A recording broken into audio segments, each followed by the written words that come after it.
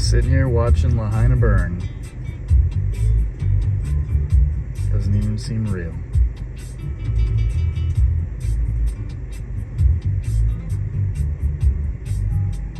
Aloha everyone. So the clip I just shared was taken the night of the fire from the Kanapali hillside after my wife and I had escaped the fire earlier that day. At that point, all the roads into Lahaina had been closed off and we had nowhere to go. So I decided to head to the highest point I had access to that overlooked Lahaina town so I could observe for myself what was happening. And to this day, it still doesn't seem real. Now, it's been over 14 months since the day of the fire, and earlier this week, the Maui Fire Department, with the assistance of the United States ATF Department, just released its origin and cause report for the tragic fire. In addition to releasing the report, the Maui Fire Department and the ATF held a press conference that lasted over an hour. In this video, I'm going to share a condensed 8-minute version of the press conference's key moments, along with photos taken directly from the origin and cause reports. I'll also share a link to the full report in the details below in case you want to see the entire document for yourself. And if you stick around to the end of the video, I'll share some of my thoughts on the reported cause of the fire as someone who was in Lahaina on the day of the fire.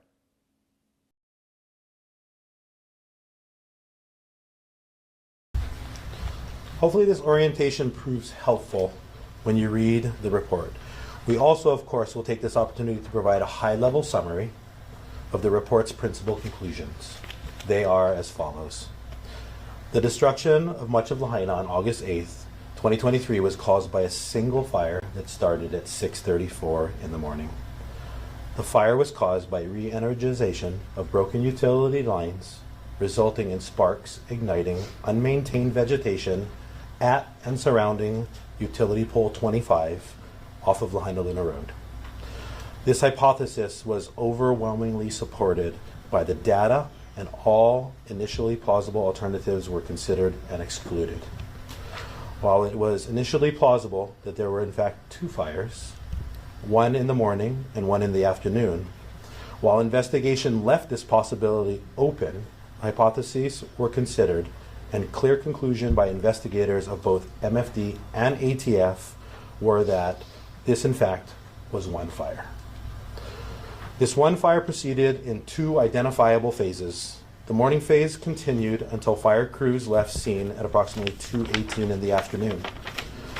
Throughout the nearly 8 hours MFD was on scene during the morning phase, a significant number of resources were deployed to this fire, even as MFD attended to multiple other emergencies, including lines and poles down all over Lahaina town.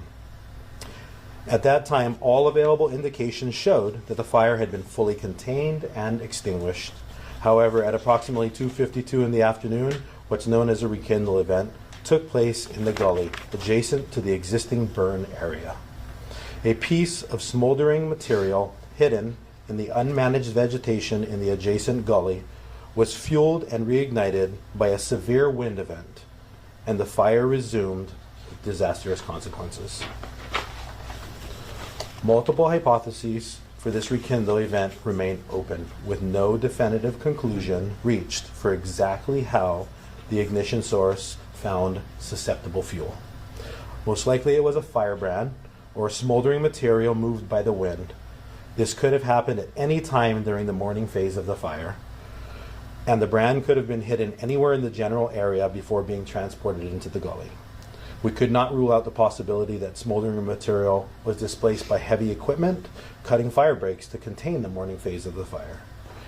We also could not exclude the possibility that the smoldering item was a root or a piece of other fuel lying under the surface of the dirt and ash that was eventually uncovered and flared up in severe winds that ignited fuel in the gully. In sum, the origin and cause of the Lahaina fire is clear. The re-energization of broken power lines caused sparks that ignited unmaintained vegetation in the area. Exactly how this fire rekindled in the afternoon is considered undetermined, with multiple plausible hypotheses fitting the known data.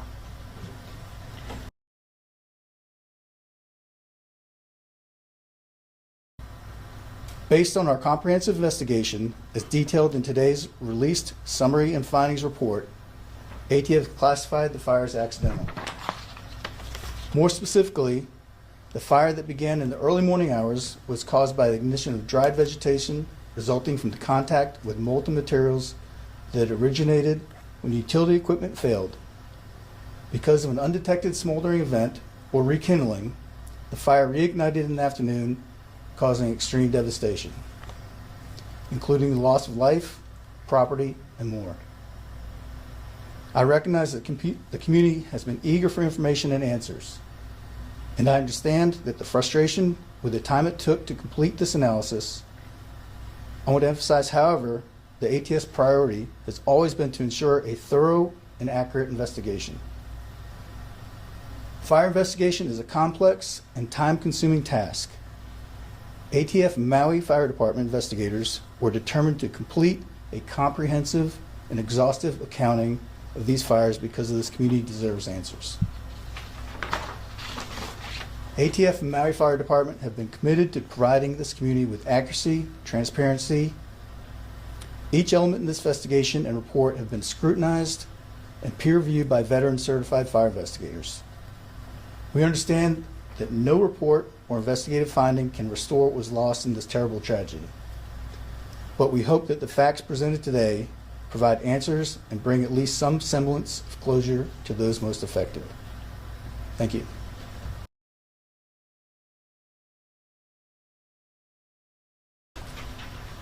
At this point, we want to make abundantly clear to Lahaina and to our Maui community that our firefighters went above and beyond their due diligence to be as confident as they could be that the fire was completely extinguished before they left the scene. They remained on scene for over 5.5 hours after the fire was completely contained, and for several hours after any visible signs of fire were detected. No flames, no smoke, no perceptibly glowing pieces of fuel had been observed for hours before they left. This is more than twice our average post-containment on-scene time for similarly sized fires over the last several years.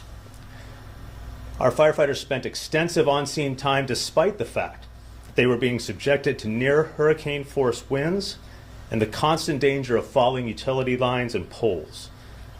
Additionally, there were 10 other 911 calls for service in the Lahaina district during the time our crews worked this phase of the fire, including down lines and utility poles throughout Lahaina town. The number of resources devoted to this morning phase of the fire was well above average for similarly sized fires, and this despite the fact that arguably the worst fire in state history was already raging upcountry at Olinda and Kula.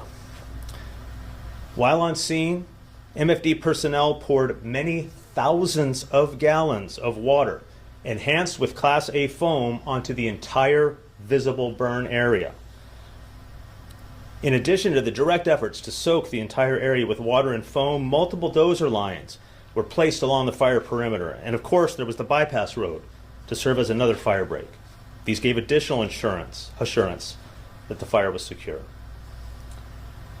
Given all of the above, and given everything going on up country, and with so much potential for fires and other emergency calls in their own and neighboring districts, and with all perceptible indicators showing this fire was out, company officers decided it was time to pack up their equipment, head to their nearby station, and ready themselves for the next emergency.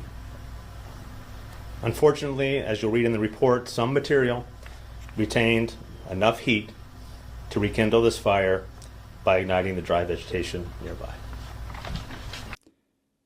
Okay, so there you have it. According to the Maui Fire Department and the Federal ATF Division, the fire was caused by down power lines in the morning that reignited later that day. Now, I'm sure some people will still question whether this report is true because there's definitely a certain mistrust in our governmental agencies. And in some cases, I would say that the lack of trust is warranted, especially after witnessing their response right after the fire occurred. But my personal opinion is that the simplest answer is usually Not always, but usually the correct answer. Look, I was in Lahaina the day of the fire, and I've been saying from the very beginning that I believe the cause of the fire was down power lines, and it was fueled into an inferno by the incredibly high winds that we had in Lahaina that day. Now, I did share that opinion here on YouTube, and to my surprise, I received pretty heavy backlash in the comment section, as there were a lot of people who believed the fire was caused intentionally by some sort of advanced weapon that for some reason couldn't burn blue material. In fact, many people were passionate about this belief, and the theories of what or who caused the fire started to take on a life of its own. Because of my belief that this was an accidental fire, I was called so many different names in the comment section. A lot of them I had to look up because I had never heard of them before. For example, do you know what a shill is? Maybe that's a common term, but I had never heard of it before. But my personal favorite was when somebody accused me of being a lizard man. I don't even know what to say to that one. So I definitely got an unexpected crash course in internet conspiracy theories and was witness to how they evolve. And a big reason why I started to release regular drone updates of Lahaina Town is because the wild stories and theories were getting out of control. And while the town was shut off to the public for safety reasons, I thought the best way to help people understand what was really happening was to show them instead of tell them, so they could see it with their own eyes. But all of this being said, I'm really curious to hear what you think caused the fire.